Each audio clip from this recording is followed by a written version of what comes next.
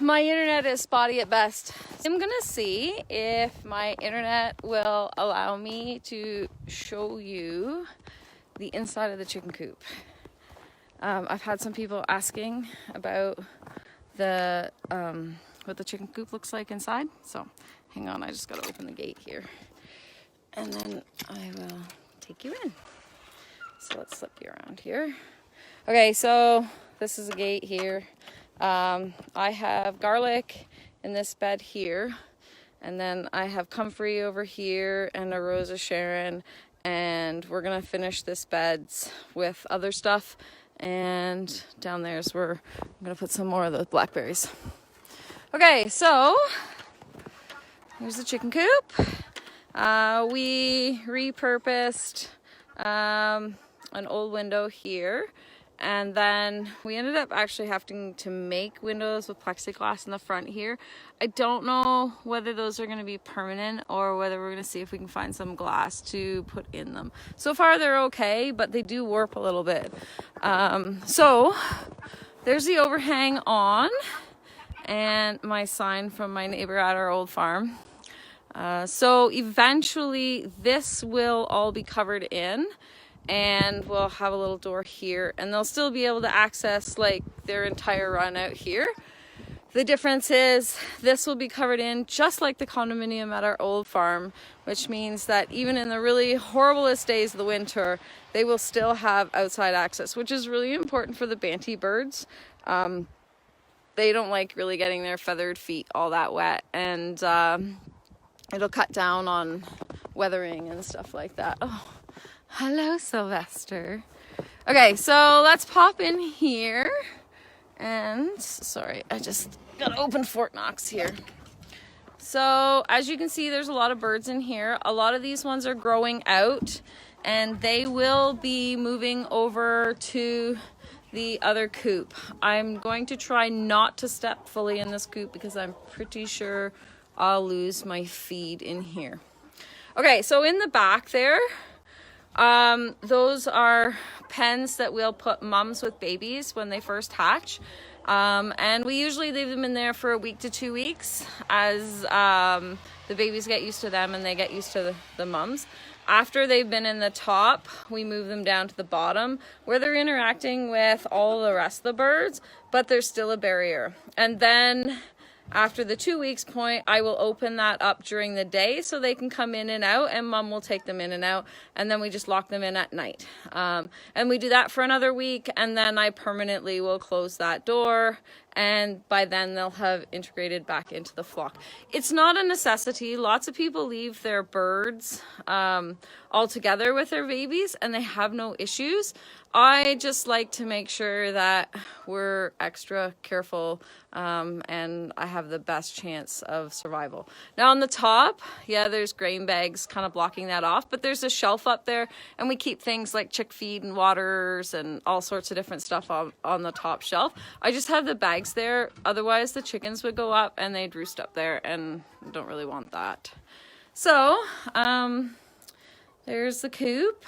So I know it looks really dirty. I said I just cleaned them, but that's actually peat moss, which is a really great absorbent, and it keeps the coop nice and clean and dry. One other thing that I made sure that we did when we built this coop versus our old coops at our other farm is this roost is actually on, hey Sylvester, this roost is actually on hinges, which means that when we clean the coop, I can lift this roost all the way up, tie it to that piece of binder twine up there, and then I can clean out the whole coop without having to kind of go around each and every little thing, and it just makes it a lot easier.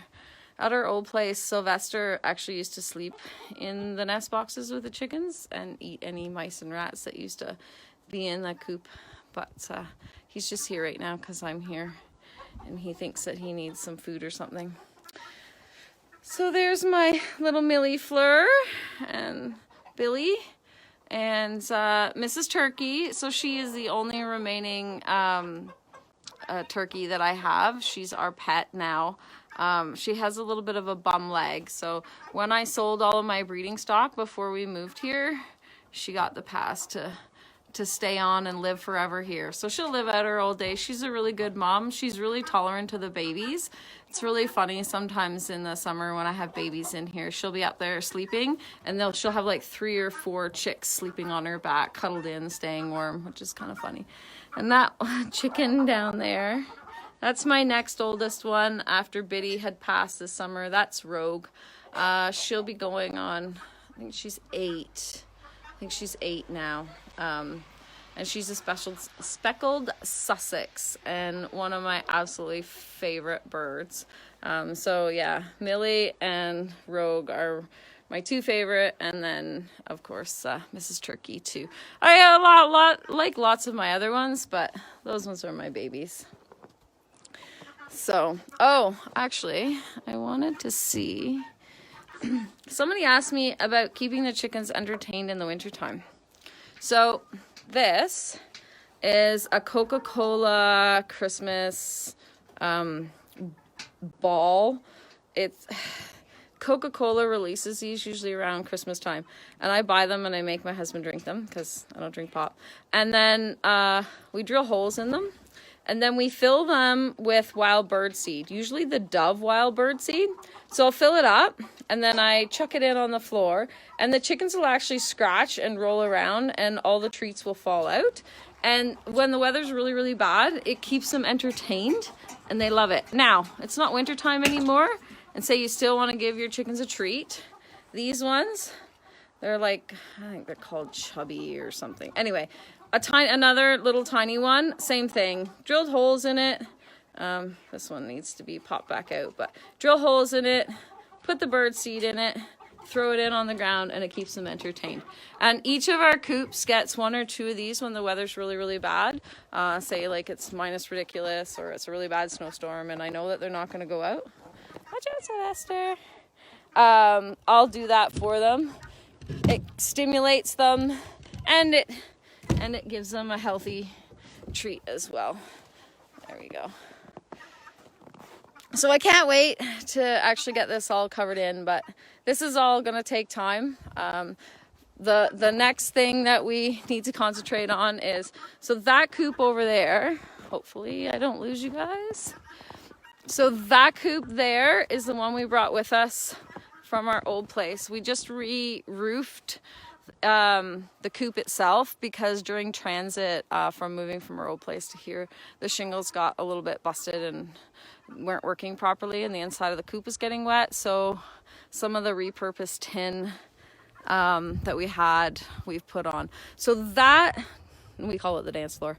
Over there will be another chicken coop specifically for my laying hens, and it'll be an exact replica of this coop. So this coop, exactly the same thing there.